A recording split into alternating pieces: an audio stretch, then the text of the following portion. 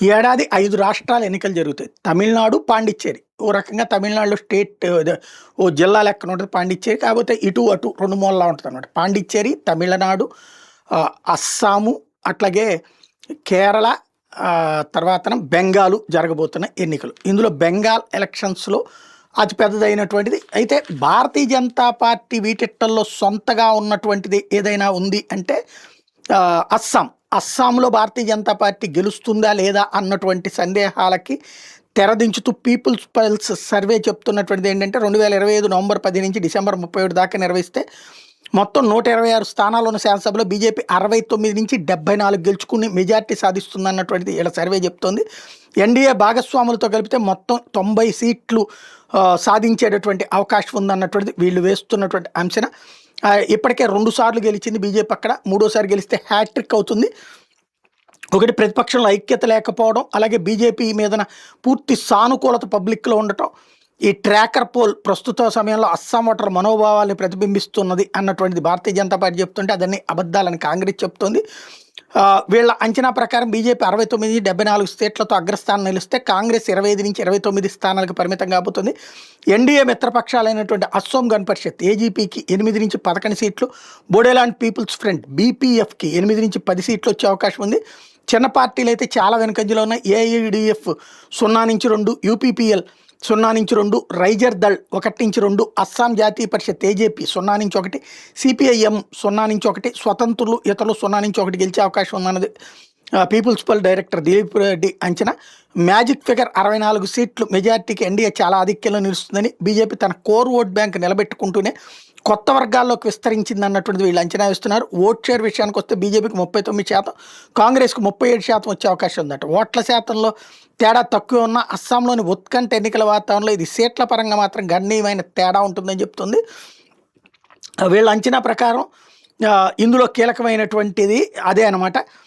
ఖచ్చితంగా సాధిస్తారు అన్నటువంటి లెక్క చెప్పుకొస్తున్నారు. క్షేత్రస్థాయిలో రాజకీయ ఎన్నికల పరిశోధనలో పర్పసివ్ స్ట్రాటిఫైడ్ రాండమ్ శాంప్లింగ్ మోడల్తో 45 రోజుల పాటు విస్తృతంగా ఈ సర్వే చేశామన్నటువంటిది లెక్క చెప్తున్నారు. ఇందులో బరాక్ వ్యాలీ, అదే అప్పర్ అస్సాం, బరాక్ వ్యాలీ, మధ్య అస్సాం, లోయర్ అస్సాం అనే 4 ప్రధాన ప్రాంతాలు, రాష్ట్రంలోని 5 పరిపాలనా విభాగాలు, మొత్తం 35 జిల్లాల్లో ఈ సర్వే చేసుకొచ్చినట్టు ప్రకటించారు.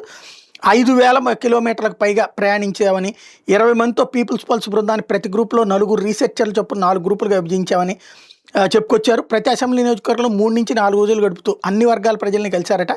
126 నియోజకవర్గాలు ప్రతి చోట 40 నుంచి 45 నమూనాలని ముఖాముఖి ఇంటర్వ్యూల ద్వారా సేకరించారు. మొత్తం 5,000 మంది నుంచి శాంపిల్స్ సేకరించారు. కులం, మతం, వయస్సుని పరిగణలోకి తీసుకుంటూ పురుషులు, మహిళలకు సమాన ప్రాతినిధ్యం ఇస్తూ క్షేత్రస్థాయిలో వాస్తవాలు ప్రతిబింబించేలా ఈ నమూనాలు చేసుకొచ్చామని చెప్తున్నారు. దానికి రాజకీయ విశ్లేషకులు, జర్నలిస్టులు, సెఫాలజిస్టులను సంప్రదించి సర్వే ఫలితాన్ని ధృవీకరించామని చెప్తున్నారు. 2026లో కి సంబంధించి అంటే ఇక్కడ ఇందులో చూస్తే ప్రాంతాల వారి విశ్లేషణ చూస్తే బరాక్ వ్యాలీలో 13 సీట్లు ఉన్నాయి. డీలిమిటేషన్ తర్వాత ముస్లిం ప్రభావం తగ్గడంతో ఎన్డీఏకి 8 నుంచి 10 సీట్లు వచ్చే అవకాశం ఉందని, అప్పర్ అస్సాంలో ఎన్డీఏ ఆధిక్యంగా ఉంటే ప్రతిపక్షానికి కొన్ని సీట్లు వచ్చే అవకాశం ఉంది. మిడిల్ అస్సాంలో గిరిజన ప్రాంతాల ఎన్డీఏ బలంగా ఉంది. కొన్ని జిల్లాల్లో ఇరు కూటములు పోటాపోటీగా తలబడుతున్నాయి. లోయర్ అస్సాంలో డీలిమిటేషన్ ఎన్డీఏకి అనుకూలంగా మారడంతో బీజేపీ, బీపీఎఫ్, బీటీఏడీ కలిసి స్వీప్ చేసే అవకాశం ఉందని చెప్తున్నారు. ప్రతిపక్షాలకి ఈ డీలిమిటేషన్ అన్నటువంటి సమస్యగా మారింది అన్నటువంటి లెక్క కూడా చెప్తూ ఉన్నారు. గిరిజనుల్లో ఎన్డీఏ పట్ల ఆకర్షణ రోజు రోజుకి పెరుగుతుంటే బోడోలు, బీపీఎఫ్, బీజేపీకి మిస్సింగ్స్, కార్బీలు, డిమాసాలు తదితరులు కూడా బీజేపీకి అనుకూలంగా మారారని, సంక్షేమ పథకాల వల్ల కొంతవరకు టీ తోటల సమూహాలు బీజేపీతోనే ఉన్న వాళ్ళల్లో మాత్రమే కొంత అసంతృప్తి ఉందని చెప్తూ ఉన్నారు. అదే సందర్భంలో యూపీపీఎల్ ఇటీవల బీఏటీడీ ఎన్నికల్లో బలహీన ప్రదర్శనతో మనుగడ సమస్యను ఎదుర్కొంటుంటాం. బోడో ఓటర్లు తిరిగి బీపీఎఫ్ వైపు మళ్ళటం, బీజేపీ, బీపీఎఫ్ పునఃసమ్మేళనం బీటీఏడీ ప్రాంతాల క్లీన్ స్వీప్కి దారులు తీస్తున్నాయి. రైజర్ దళ్, ఏజేపీ వంటి చిన్న పార్టీలు పరిమిత ప్రభావంతోనే ఉన్నాయి అన్నటువంటి లెక్కలు వేసుకొస్తున్నారు. అదే సందర్భంలో బీజేపీకి సంబంధించినంత వరకు ఇక్కడ ఎవరు ప్రభుత్వం ఏర్పాటు చేస్తారన్న ప్రశ్నకి 55% మంది బీజేపీ అంటే కాంగ్రెస్ 40% మంది చెప్తున్నారు. మరొకసారి అవకాశం ఇవ్వాలన్న ప్రశ్నకి 50% బీజేపీకి అనుకూలంగా 40% వ్యతిరేకంగా స్పందించారు. 2021 నుండి జరిగిన మండలాలు, పంచాయతీలు, మున్సిపాలిటీ ఉప ఎన్నికలతో పాటు 2024 లోక్సభ ఎన్నికల్లో కూడా బీజేపీ ఆధిక్యం కనబరచడం అన్నటువంటిది ఇక్కడ మరొక కీలకమైనటువంటి అంశం.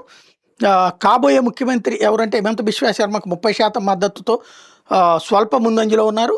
ముఖ్యమంత్రిగా మాజీ ముఖ్యమంత్రి సద్భానంద్ సోనోవాల్కి 28% మద్దతు ఉంటే, కాంగ్రెస్ ఎంపీ రాష్ట్ర అధ్యక్షుడు గౌరవ్ గొగోయ్కి 27% ఓట్ల మద్దతు ఇచ్చారు. దేబబ్రత్ సైకియాకి 3%, అగ్రామా మొహిలారికి 1%, అతుల్ బోరాకు 1%, దిలీప్ సైకియాకి 1%, బద్రుద్దీన్ అజ్మల్కి 1%, అఖిల్ గొగోయ్కి 1%తో వెనుకంజలో ఉన్నారు. 7% మంది ఓటర్లు ఇంకా ఎటు తేల్చుకోలేదు. గౌరవ్ గొగోయ్కి వ్యక్తిగతంగా ప్రజాదరణ ఉంది కానీ సీఎం రేసులో ముందంజలో లేనటువంటి పరిస్థితి ఉంది అన్నటువంటిది ఇందులో చెప్తున్నారు. ఇతర పార్టీల ఓట్ల షేర్ చూస్తే ఏజీపీకి 7%, బీపీఎఫ్కి 5.5%, యూపీపీఎల్కి 1.2%, ఏయూడీఎఫ్కి 2.5%, రైజర్దల్కి 0.9%, ఏజీపీకి 7%, సిపిఐకి 0.8%, ఇతరులు 5% ఓట్లు పొందే అవకాశం ఉందని, బీజేపీకి 39%, కాంగ్రెస్కి 37% ఓట్లు వస్తాయి అన్నటువంటిది ఇందులో అంచనా వేస్తున్నారు.